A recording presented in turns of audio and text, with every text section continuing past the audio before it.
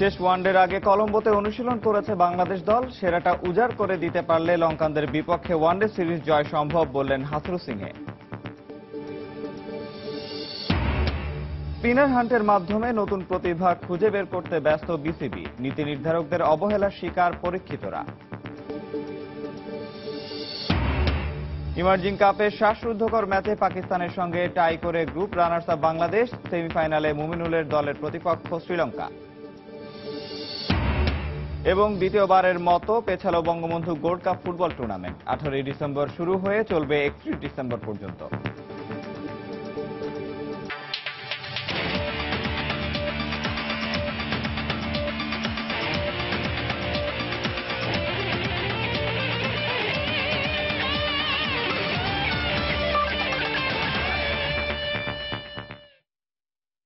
বিশ্বের যেখানেই খেলাধুলা সেখানেই আমরা। সারা বিশ্বের বিভিন্ন প্রান্তের খেলাধুলার নানা খবর জানাতে আমাদের নিয়মিত আয়োজন খেলার সময়। আর এই আয়োজনে আপনাদের সঙ্গে আছি আমি নিয়ামতুল্লাহ বাবু।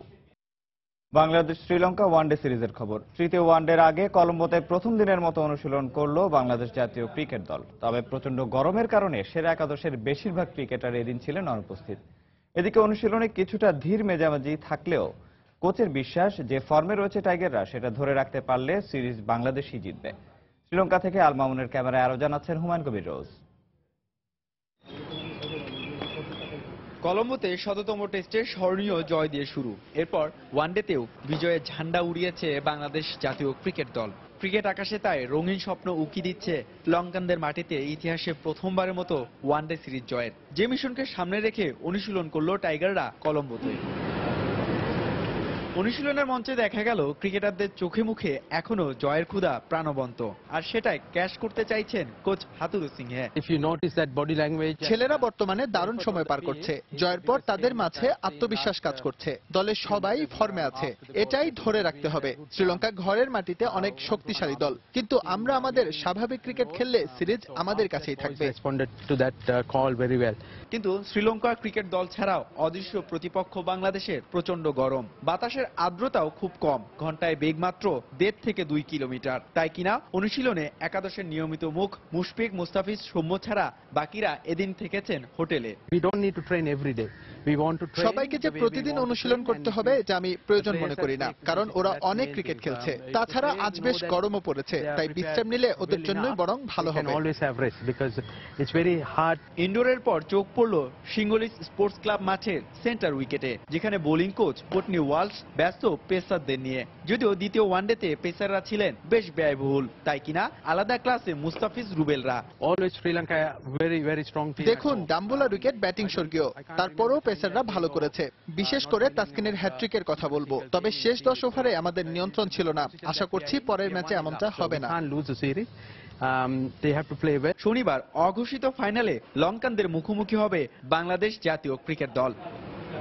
ডাম্বুলায় পাহাড় সমান আক্ষেপের পর টাইগারদের এবারের মিশন কলম্বোতে, যেখানে তারা আপোষহীন আর স্বপ্ন বুনছেন সমর্থকেরা। কিন্তু আবহাওয়ার পূর্বাভাস বলছে ম্যাচের দিন বৃষ্টির কারণে এর সবকিছু কিন্তু পাঞ্চে হয়ে যেতে পারে। সিঙ্গলির স্পোর্টস ক্লাব থেকে হুমায়ুন কবির রোজ, সময় সংবাদ, কলম্বো, শ্রীলঙ্কা। পেস বোলিং ডিপার্টমেন্টে এখন বেশ শক্তিশালী টাইগাররা। বিকল্প পেসারদের তালিকাটাও নেহাত ছোট নয়। তবে এক সময়ের স্পিন নির্ভর বাংলাদেশ দলে এখন সাকিব মিরাজদের বিকল্প স্পিনার খুঁজে পাওয়াই যেন দুষ্কর। স্পিনার হান্টের মাধ্যমে নতুন প্রতিভা খুঁজে বের করার তাগিদ নিলেও পরীক্ষিতদের নিয়ে যেন খুব একটা ভাবেন না বিসিবির নীতি নির্ধারকরা। মাকসুম আলম খানের রিপোর্ট। বাংলাদেশ দলের যে পেস বোলিং নিয়ে একসময় হাহুতোষ করতে হতো মাশরাফি, মোস্তাফিজ, তাসকিনরা তা ভুলিয়ে দিয়েছেন অনেকটাই। কিন্তু স্পিন ডিপার্টমেন্ট নিয়ে একই রকম স্বস্তিতে থাকার কি সত্যি অবকাশ আছে? সাকিব, মিরাজ, তাইজুলদের পারদর্শিতা নিয়ে প্রশ্নের সুযোগ নেই ঠিক, তবে ইনজুরি বা কোনো কারণে তাদের বিকল্প স্পিনার নির্বাচনের বেলায় কিছুটা এলোমেলো দেখা যায় ক্রিকেট বোর্ডকে।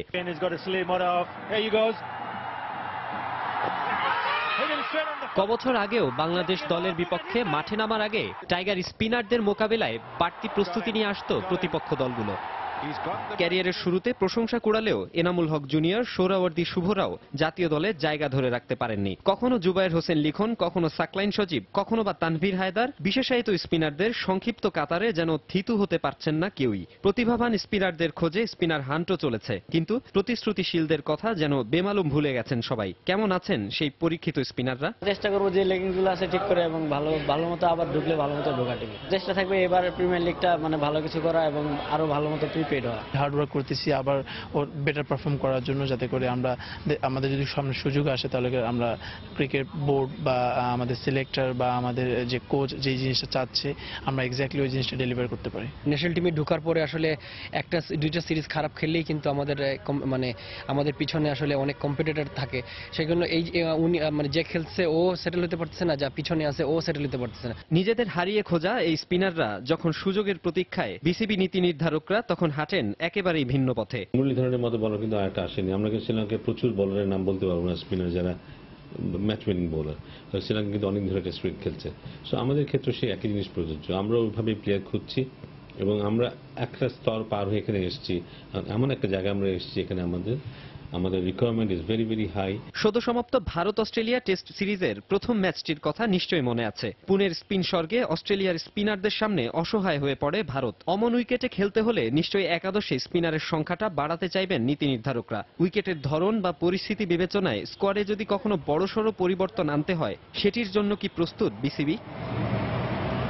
মাকসুম আলম খান, সময় সংবাদ, ঢাকা। ইমার্জিং কাপ ক্রিকেটের খবর। গ্রুপ চ্যাম্পিয়ন হতে পারল না বাংলাদেশ অনূর্ধ্ব 23 ক্রিকেট দল।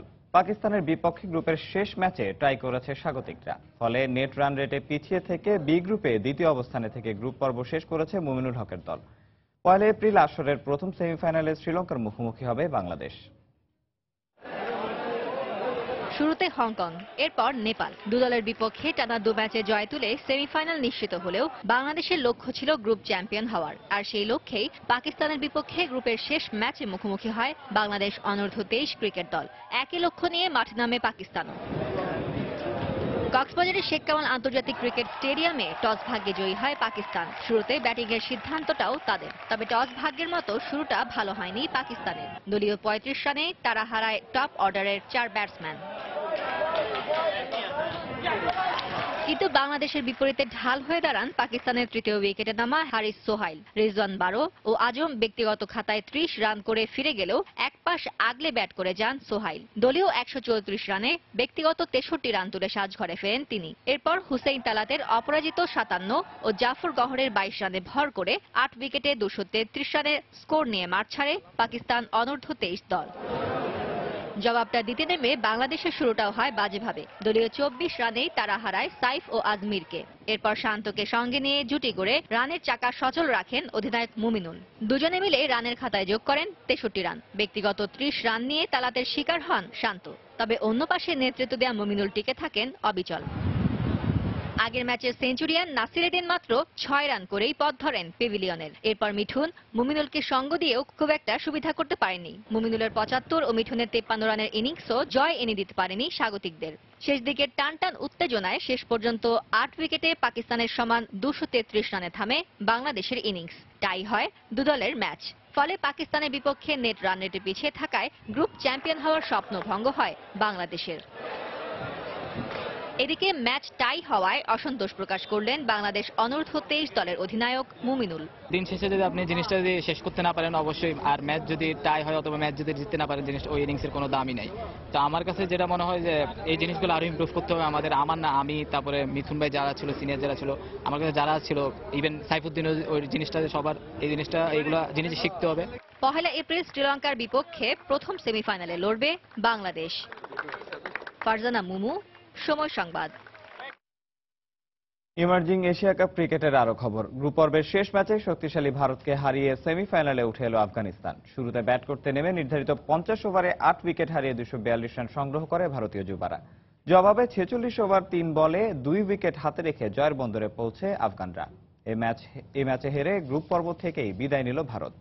চট্টগ্রামের জহুর আহমেদ চৌধুরী স্টেডিয়ামে টস জিতে ব্যাট করতে নেমে উদ্বোধনী জুটিতে 63 রান পায় ভারত। তবে 14তম ওভারে 2 ওপেনার ঈশ্বরন ও পৃথ্বী এর বিদায় নিলে চাপ পড়ে ভারত। দুজনেই করেন 31 রান করে। এরপর শুভমান গিলকে সাথে নিয়ে অধিনায়ক অপরাজিত গড়েন 69 রানের জুটি। দলীয় 133 রানে ব্যক্তিগত 38 রান করে প্যাভিলিয়নের পথ ধরেন অপরাজিত। ও প্রান্তে আগলে রেখে খেলতে থাকেন গিল, আউট হন ব্যক্তিগত 46 রানে। এরপর নিয়মিত বিরতিতে উইকেট হারালেও এক প্রান্ত অবিচল থাকেন বিহারি, খেলেন 59 রানের ইনিংস। আর তাতেই 242 রানের সংগ্রহ পায় গঙ্গাপাড়ের দেশটি। জবাবে ব্যাট করতে নেমে দলীয় মাত্র 18 রানে ওপেনার এহসানুল্লাহকে হারায় আফগানিস্তান। তবে আরেক ওপেনার শহীদুল্লাহর 42 ও আহমদজাই ও শেনওয়ারির 50-তে জয়ের লক্ষ্যে এগোতে থাকে যুদ্ধবিধ্বস্ত দেশটি। মিডল অর্ডারে টানা কয়েকটি উইকেট হারিয়ে ফেললেও শেষ দিকে আশরাফ অপরাজিত 26 রান তুলে দলকে জয়ের বন্দরে পৌঁছে দেন। অনেক ইতিহাস আর ঐতিহ্যের সাক্ষী হয়ে আছে কলম্বোর Sinhalese sports club cricket ground. বিশেষ করে টেস্ট ক্রিকেটের অনেক স্মৃতি বুকে ধারণ করে আছে সিংহলিজ। আর সেই ভেন্যুতেই বাংলাদেশ লঙ্কানদের বিপক্ষে রঙিন পোশাকের ইতিহাস রচনার দ্বার প্রান্তে। একই মাটির সন্তান বাংলাদেশের কোচ হাতুরু সিংহে আপোষহীন সিংহলিজের মাটিতে ওয়ানডে সিরিজ জয়। আল মামুনের ক্যামেরায় শ্রীলঙ্কা কলম্বো থেকে আরো জানাচ্ছেন হুমায়ুন কবির রোজ।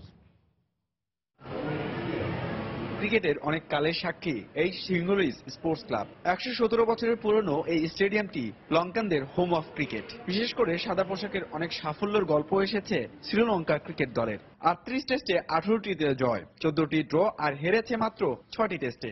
সবচেয়ে বেশি 9টি সেঞ্চুরি মাহেলা জয়বর্ধনের এই মাঠে। আর 2006 সালে দক্ষিণ আফ্রিকার বিপক্ষে জয়বর্ধনে ও সাঙ্গাকারার 624 রানের বিরল জুটি এই ক্রিকেট ক্যানভাসে। কিন্তু রঙিন পোশাকে সিংহলিজের উইকেটে রান ওঠে মাঝারি মানের স্কোরে। এই যেমন বাংলাদেশ এই ভেন্যুতে 10টি ওয়ানডে খেলে সর্বোচ্চ দলীয় স্কোর করেছে 221 আর সর্বনিম্ন 76 রান। অথচ এই কিছুদিন আগে ডাম্বুলায় আর কলম্বোয় আরেক প্রস্তুতি ম্যাচে পাহাড় সমান স্কোর করেছিল বাংলাদেশ। এই ভেন্যুতে কেমন সংগ্রহ হবে টাইগারদের, আপাতত ভাবনাটা তুলে রাখছেন coach Hathurusingha. I think we will do well against Sri Lanka. শ্রীলঙ্কার খুব পুরনো মাঠ এটি। উইকেটের চরিত্র কেমন হবে তা এখনই সঠিকভাবে বলা যাচ্ছে না। আগামী 2 দিনে অনেক বদলাতে পারে সিংহলিজের উইকেট। তবে এই মাঠে বাংলাদেশ এর আগেও খেলেছে। আশা করি এবারে স্মৃতিটা সুখকর হবে। 2001 সালে মাত্র 17 বছর বয়সে দুরন্ত কিশোর আশরাফুলের মহাকাব্যিক সেঞ্চুরি উদ্যান এই সিংহলিজ। এই অর্জনটা এখনো ইতিহাসের পাতায় খোদাই করে লেখা আছে, যা এখনো প্রেরণা অনেকেরই জন্য।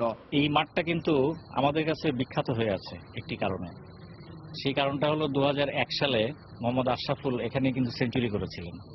ইয়াংগেস্ট সেঞ্চুরিয়ান, সর্বকনিষ্ঠ সেঞ্চুরিয়ান টেস্টের। আসলে আগে ছিল একটু লো স্কোরিং। এখানে 280, 90 বা 300 এরকম রানও কিন্তু হতে পারে ওয়ানডেতে। 1997 সালে এশিয়া কাপের পর 2005 সালে এই মাঠে শেষ ওয়ানডে খেলে বাংলাদেশ ক্রিকেট দল। এক যুগ পর ইতিহাস সৃষ্টির সন্ধিকোণে আবারও সিংহলিজে সিংহকে থাবা দিতে মাঠে নামবে বাংলার বাঘেরা। শ্রীলঙ্কার ঐতিহ্যবাহী এই মাঠে এখন পর্যন্ত 10টি ওয়ানডে খেলে 1টিতে জয় পেয়েছে বাংলাদেশ, তাও আবার 2004-এ হংকং এর বিপক্ষে। শ্রীলঙ্কার বিপক্ষে জয়হীন এখনো তারা। ডাম্বুলায় ওয়ানডে সিরিজ শুরুর আগেও বাংলাদেশ জয়হীন ছিল। পরে অবশ্য ডাম্বুলা দিয়েছে দুহাত ভরে। এবার কি তবে পালা সিংহলিজ স্পোর্টস ক্লাবের? হুমায়ুন কবির রোজ, সময় সংবাদ, কলম্বো, শ্রীলঙ্কা। দ্বিতীয়বারের মতো পেছানো হলো বঙ্গবন্ধু গোল্ড কাপ টুর্নামেন্ট আয়োজনের তারিখ। আসছে এপ্রিলে হওয়ার কথা থাকলেও টুর্নামেন্টটি অনুষ্ঠিত হবে ডিসেম্বরে। এর কারণ হিসেবে ফেডারেশনের পক্ষ থেকে এর আগে পৃষ্ঠপোষক সংক্রান্ত সমস্যার কথা বলা হয়েছিল। তবে এবার সম্ভাব্য অংশগ্রহণকারী দেশগুলোর শিডিউল সমন্বয় করতেই টুর্নামেন্টের আয়োজন এতদিন পেছানো হয়েছে বলে জানালেন ফেডারেশনের সহসভাপতি আব্দুস সালাম মুর্শিদি। টুর্নামেন্টে কমপক্ষে 6টি দলের অংশ নেওয়ার কথা নিশ্চিত করেছেন তিনি। পাশাপাশি আরো দল বাড়ানোর জন্য বিভিন্ন দলের সাথে যোগাযোগ করা হচ্ছে বলেও জানান ফুটবল ফেডারেশনের এই কর্মকর্তা। মাত্র 1 সপ্তাহ আগেই ফেডারেশনের নির্বাহী কমিটির সভা শেষে জানানো হয়েছিল আসছে এপ্রিলেই শুরু হচ্ছে বঙ্গবন্ধু আন্তর্জাতিক গোল্ড কাপ টুর্নামেন্ট। এর আগে আরো এক ধাপ পেছানো হয়েছিল টুর্নামেন্টটি। সে সময় পৃষ্ঠপোষক সংক্রান্ত কারণেই টুর্নামেন্ট পেছানো হয় বলে জানায় ফেডারেশন। তবে বৃহস্পতিবারের মিটিংয়ে সিদ্ধান্ত পাল্টালো আরো একবার। আয়োজন সম্পন্ন করতে স্বল্প বিলম্ব নয়, সময় নেওয়া হলো এবার প্রায় 9 মাস। বছরের একেবারে শেষে ডিসেম্বরের 18 থেকে 31 তারিখ পর্যন্ত মাঠে গড়াবে এবছরের Bangabandhu gold cup tournament. Dhaka ছাড়াও সিলেটে অনুষ্ঠিত হবে ম্যাচগুলো। আপনাদের সামনে যেটি আমি গত নির্বাহী কমিটির মিটিংয়ে ঘোষণা করেছিলাম, 3rd উইক আমরা চুলচিরা বিশ্লেষণ করে বঙ্গবন্ধু ইন্টারন্যাশনাল টুর্নামেন্টের revise date, the availability of the foreign teams 18 December থেকে 31 ডিসেম্বর 2017-এ নির্ধারণ করেছে। এই টুর্নামেন্ট অনুষ্ঠিত হবে দুটো ভেন্যুতে, সিলেট এবং ঢাকা বঙ্গবন্ধু জাতীয় স্টেডিয়ামে। 6টি দলের অংশগ্রহণের কথা নিশ্চিত করার পাশাপাশি কমপক্ষে আরও 2টি দলের অংশগ্রহণ নিশ্চিত করতে ফেডারেশনের পক্ষ থেকে চেষ্টা চালানো হচ্ছে বলে জানান সহসভাপতি। এদের মধ্যে বাংলাদেশের সম্ভাব্য 2টি দল ছাড়াও আরও 7টি দেশ টুর্নামেন্টে অংশ নেওয়ার ব্যাপারে আশ্বাস দিয়েছে বলেও ফেডারেশনের পক্ষ থেকে জানানো হয়। দলগুলোরও আমরা কনফার্মেশন নিয়েছি। আমাদের 6 জাতির আছে 6টি দল নিয়ে, বাট যেহেতু একটু সময় বেশি পাচ্ছি সেই ক্ষেত্রে হয়তো এর থেকেও বেশি দল বাড়তে পারে। বাংলাদেশ আমাদের জাতীয় দল তো না আছেই, তবে এখানে হোস্ট হিসাবে বাংলাদেশ দল দুটো হতে পারে। এখন যেহেতু আমরা একটু সময় পেয়েছি, হয়তো আরো দু একটি দল হয়তো নতুন যোগ হতে পারে অন্য অন্য জায়গার। আসছে বছরের 15 জানুয়ারি ঢাকায় শুরু হতে যাচ্ছে সাফ ফুটবল চ্যাম্পিয়নশিপ। এশিয়ার অন্যান্য দেশের মতোই বাংলাদেশের জন্য প্রস্তুতি হিসেবে টুর্নামেন্টটি ইতিবাচক ভূমিকা পালন করবে বলে মনে করছে ফেডারেশন। শামীম ইকবাল, সময় সংবাদ, ঢাকা। সাভারের গলফ ক্লাবে শুক্রবার উদ্বোধন হচ্ছে ওয়ালটন গলফ টুর্নামেন্ট। 6টি ক্যাটাগরিতে পেশাদার ও অপেশাদার খেলোয়াড়দের অংশগ্রহণে অনুষ্ঠিত হতে যাচ্ছে এই টুর্নামেন্টটি। আজ একটি সংবাদ সম্মেলনে এসব তথ্য জানান সাভার গলফ ক্লাবের সভাপতি মেজর আব্দুল আহাদ। 3 দিন ব্যাপী এই টুর্নামেন্টে মোট অংশগ্রহণ করবে 280 জন গলফার। পুরুষ ও মহিলা খেলোয়াড়রা জুনিয়র, সিনিয়র, সুপার সিনিয়র ও ভেটেরন ক্যাটাগরিতে অংশ নেবে। টুর্নামেন্টে মোট 32টি পুরস্কার নির্ধারণ করা হয়েছে। এ সময় সংবাদ সম্মেলনে সাভার গলফ ক্লাবের কর্মকর্তারা উপস্থিত ছিলেন।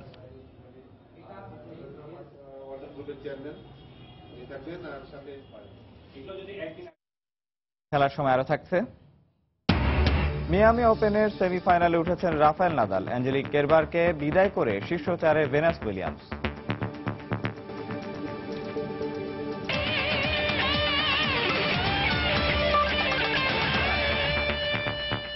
আরএফএল ওয়াটার পাম্প, পানি দেবে টেনশন নয়। ইউরোজয়ের স্বীকৃতি স্বরূপ এবার ক্রিস্টিয়ানো রোনালদোকে অনন্য সম্মানে ভূষিত করল পর্তুগাল সরকার। পুরো একটি এয়ারপোর্ট CR7 এর নামে নামকরণ করে পর্তুগিজ ফুটবলে দিল তাদের অবদানের স্বীকৃতি। নিজ জন্মস্থান মেদেইরার যে বিমানবন্দরটি এতদিন ছিল স্থানীয় নামে, তাই এখন ক্রিস্টিয়ানো রোনালদো আন্তর্জাতিক এয়ারপোর্ট। এর পাশাপাশি সেখানে তার একটি আবক্ষ মূর্তিও স্থাপন করেছে কর্তৃপক্ষ। আলোচনাটা ইউরোজয়ের পর থেকেই। মেদেইরার যেই সূর্য সন্তানের হাত ধরে রচিত হয়েছে পর্তুগিজদের কল্পলোকের কাহিনী, তার উপযুক্ত সম্মাননা দেয়া যায়। এ নিয়ে মতপার্থক্য থাকলেও পুরো একটি বিমানবন্দর রোনালদোর নামে নামকরণ করে তার উপযুক্ত প্রাপ্যতায় বোধ হয়ে দিয়েছে পর্তুগাল। সান্তা ক্রুজের এই বিমানবন্দরটি এতদিন পরিচিত ছিল মেদেইরা এয়ারপোর্ট নামেই। স্থানীয়ভাবে এটিকে ফানচাল বিমানবন্দরও বলা হতো। তবে এর সবই এখন অতীত। CR7 এর নাম গায়ে লাগিয়ে এটি এখন ক্রিস্টিয়ানো রোনালদো ইন্টারন্যাশনাল এয়ারপোর্ট। আবারও ধন্যবাদ জানাই যারা আমাকে এমন একটি সম্মাননা দিয়েছেন। আমার দায়িত্ব আরো বেড়ে গেল। পর্তুগালকে বিশ্বের মাঝে আরো উঠিয়ে ধরতে আমার চেষ্টার কোনো কমতি থাকবে না, এবং এটা আমি এখন থেকে যতদিন বাঁচব ততদিন করে যাব। সবাইকে অনেক ধন্যবাদ। বিমানবন্দর নামকরণের পাশাপাশি সেখানে রোনালদোর একটি আবক্ষ মূর্তি স্থাপন করেছে কর্তৃপক্ষ। আর বিপত্তিটা দেখা দিয়েছে সেখানেই। তাকে সম্মাননা জানিয়ে যে স্ট্যাচুটি বসানো হয়েছে তাতে কিছুটা বিকৃত হয়েছে রোনালদোর প্রতিচ্ছবি। এ নিয়ে সামাজিক যোগাযোগ মাধ্যমে উঠেছে সমালোচনার ঝড়। অনন্য কিছুর উৎকৃষ্ট উদাহরণ হচ্ছে ক্রিস্টিয়ানো রোনালদো। সে এই মুহূর্তে বিশ্বের সেরা ফুটবলার। জাতীয় দলের হয়ে সে আমাদের ইউরো চ্যাম্পিয়নশিপ এনে দিয়েছে। পর্তুগালকে সে পৃথিবীর বুকে অনন্য উচ্চতায় নিয়ে গেছে। এমন সম্মান তারই প্রাপ্য। যদিও তার মূর্তিটি নিয়ে কিছুটা সমালোচনা হচ্ছে, ওটা পাশ কাটিয়ে রোনালদোর অর্জনের দিকে আমাদের তাকানো উচিত। কথায় বলে কীর্তিমানের মৃত্যু নাই, সত্যিই তো তাই। গেল 1 দশক ধরে পায়ের দুটিতে যেসব ইতিহাস রচনা করে চলেছেন রোনালদো, তা CR7-কে চিরঞ্জীব করে রাখবে শত সহস্র বছর। SM ইকবাল, সময় সংবাদ। আগামী বছর অনুষ্ঠিতব্য বিশ্বকাপের জন্য পুরোদমে প্রস্তুতি নিচ্ছে রাশিয়া। এরই অংশ হিসেবে একটি প্রীতি ম্যাচের আয়োজন করেছে রাশিয়া। ম্যাচটিতে মুখোমুখি হয় রাশিয়া ও বেলজিয়াম। ম্যাচটিতে অংশ নেওয়া 2 দলের কোচ এবং খেলোয়াড়রা মাঠ নিয়ে সন্তুষ্টি প্রকাশ করেছেন। সোচি শহরে অবস্থিত অলিম্পিক ফিস্ট স্টেডিয়ামে পরীক্ষামূলকভাবে ম্যাচটি আয়োজন করা হয়। প্রায় $67 মিলিয়ন মার্কিন ডলার ব্যয় করে অলিম্পিক স্টেডিয়ামকে ফুটবল স্টেডিয়ামে রূপান্তর করা হয়। এই ম্যাচের মাধ্যমে আন্তর্জাতিক ফুটবলে মাঠটির অভিষেক হল। আগামী 21 জুন মেক্সিকো ও নিউজিল্যান্ডের মধ্যকার কনফেডারেশন কাপের ম্যাচটি আয়োজন করা হবে ফিস্টে। কর্তৃপক্ষ আশা করছেন বিশ্বকাপের পর মাঠটিকে স্থানীয় ফুটবল ক্লাবের জন্য উন্মুক্ত করে দেওয়া হবে। এছাড়া জাতীয় দলের প্রীতি ম্যাচগুলো এই মাঠে আয়োজন করা হবে।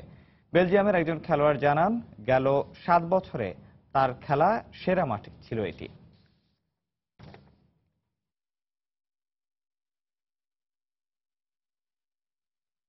আটচল্লিশটি দেশ নিয়ে বিশ্বকাপ আয়োজনের ঘোষণা আগেই দিয়েছিল ফুটবল নিয়ন্ত্রক সংস্থা ফিফা। এবার কোন অঞ্চল থেকে কয়টি দেশ অংশ নেবে তার একটি খসড়া প্রস্তাবনাও দিল সংস্থাটি। সবকিছু ঠিক থাকলে 2026 সালের বিশ্বকাপে অংশ নিতে পারে 48টি দল। প্রস্তাবনাটি আগামী মে মাসে বাহরাইনে অনুষ্ঠিতব্য ফিফার পরবর্তী বৈঠকে উপস্থাপন করা হবে এবং সেখানেই চূড়ান্ত সিদ্ধান্ত নেওয়া হবে। প্রস্তাবনা অনুসারে ইউরোপ থেকে 16টি দেশ অংশ নেবে বিশ্বকাপে। 32 দলের বিশ্বকাপে, যেখানে ইউরোপ থেকে খেলত 13টি দেশ। এছাড়া আফ্রিকা মহাদেশ থেকে 9টি, এশিয়া থেকে 8টি, লাতিন আমেরিকা থেকে 6টি, উত্তর আমেরিকা থেকে 6টি এবং ওশেনিয়া অঞ্চল থেকে 1টি দেশ অংশ নেবে। বাকি 2টি দেশ নির্ধারণ করা হবে প্লে অফের মাধ্যমে। গেল জানুয়ারিতে 32টি দল থেকে বাড়িয়ে 48টি দেশের বিশ্বকাপের সিদ্ধান্ত নেয় FIFA.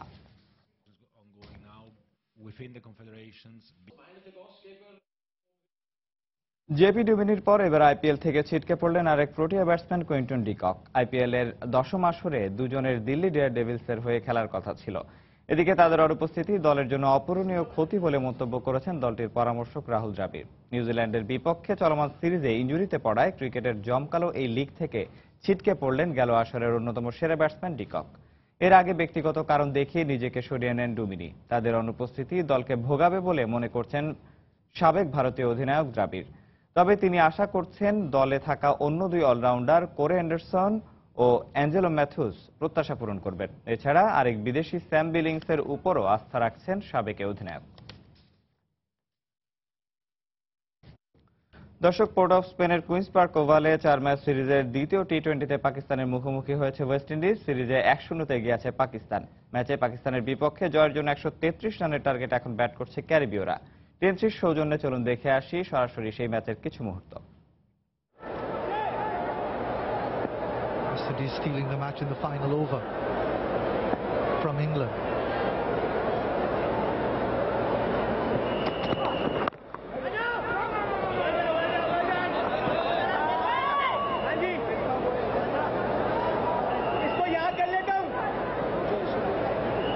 Four consecutive sixes of Ben Stokes. Very mature young man as West Indies captain. I think he's recognised that there's a tremendous level of expectation. He's never going to live up to 4 consecutive sixes to win a final every other day. But he knows he's got to respond. His team has to respond. They were whitewashed by England. They weren't really competitive. They were well beaten in the first T20 against Pakistan.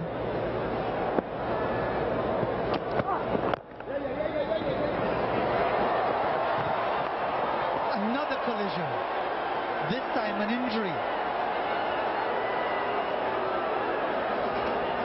Miami ওপেনের খবর। Miami ওপেনের সেমিফাইনালে উঠেছেন Spanish তারকা Rafael Nadal. নারী এককে র্যাঙ্কিংয়ের 1 নম্বর তারকা অ্যাঞ্জেলিক কেরবারকে হারিয়ে শীর্ষ 4-এ পা রেখেছেন ভেনাস উইলিয়ামস। পুরুষ এককে ক্যান্ডন পার্কে শুরু থেকে যুক্তরাষ্ট্রের জ্যাক সকের বিপক্ষে আধিপত্য ছিল নাদালের। প্রতিপক্ষকে কোনো সুযোগ না দিয়ে 6-2 গেমে প্রথম সেট জিতে নেন এই স্প্যানিশ তারকা। পরের সেট 6-3 গেমে জিতে নিশ্চিত করেন সেমিফাইনাল। শীর্ষ 4-এ ইতালির ফ্যাবিও ফগনিনির বিপক্ষে লড়বেন নাদাল। এদিকে নারী এককে জয়রথ ছুটেই চলেছে ভেনাস উইলিয়ামসের। বছরের শুরুতে অস্ট্রেলিয়ান ওপেনে দুর্দান্ত খেলেও ছোট বোন সেরেনার কাছে স্বপ্নভঙ্গ হয়েছিল ভেনাসের। কিন্তু মিয়ামি ওপেনে কিছুতেই থামছে না তার জয়যাত্রা। কোয়ার্টার ফাইনালে প্রথম সেটে বেশ প্রতিদ্বন্দ্বিতাপূর্ণ হলেও পরের সেট 6-3 গেমে জিতে নেন সাবেক শীর্ষ বাছাই এ তারকা। 19 বছর আগে প্রথমবারের মতো মিয়ামি ওপেনে চ্যাম্পিয়ন হয়েছিলেন ভেনাস। 2010 সালে ফাইনালে উঠেও হাতে তুলতে পারেননি কাঙ্ক্ষিত শিরোপা। এবার ছোট বোন সেরেনার অনুপস্থিতি তাকে হাতছানি দিচ্ছে চতুর্থবারের মতো মিয়ামি ওপেন জয়ের।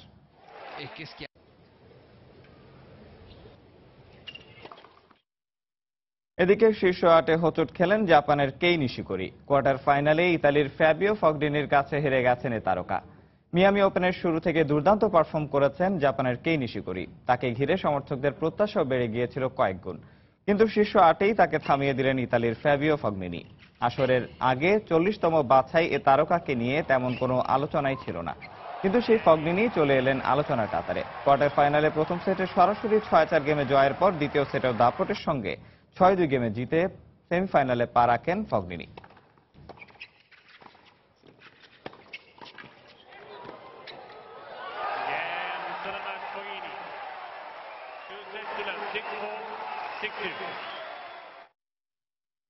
সার্ফিং উত্তাল সমুদ্রে ঢেউয়ের সঙ্গে পাল্লা দেয়া এক খেলা।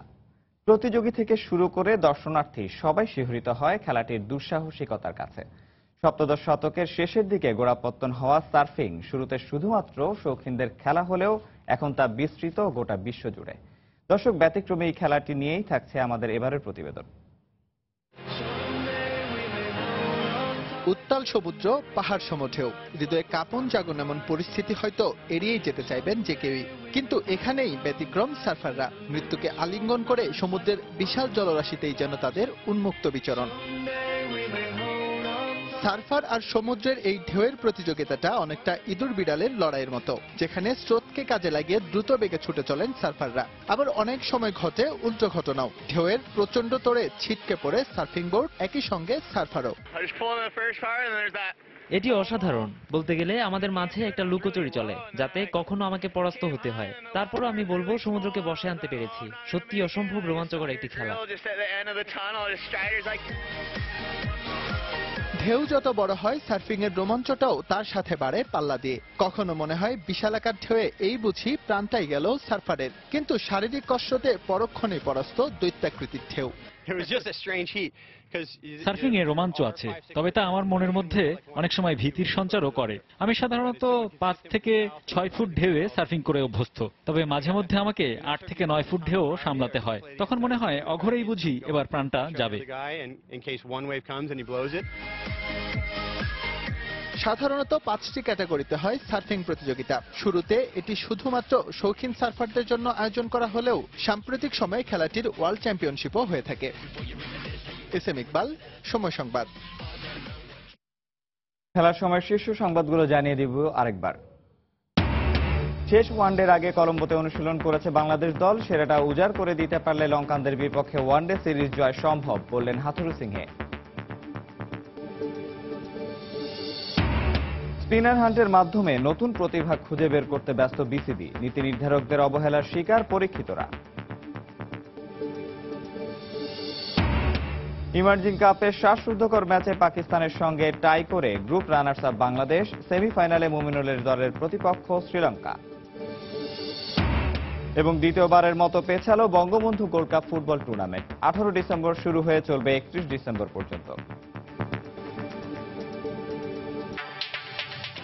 দর্শক, এই ছিল খেলার সময়ের এখনকার আয়োজন। যে কোনো খবর পেতে ভিজিট করুন সময়নিউজ.tv। আর খেলার জগতের সব খবর, সর্বশেষ খবর জানতে সঙ্গে থাকুন সময়।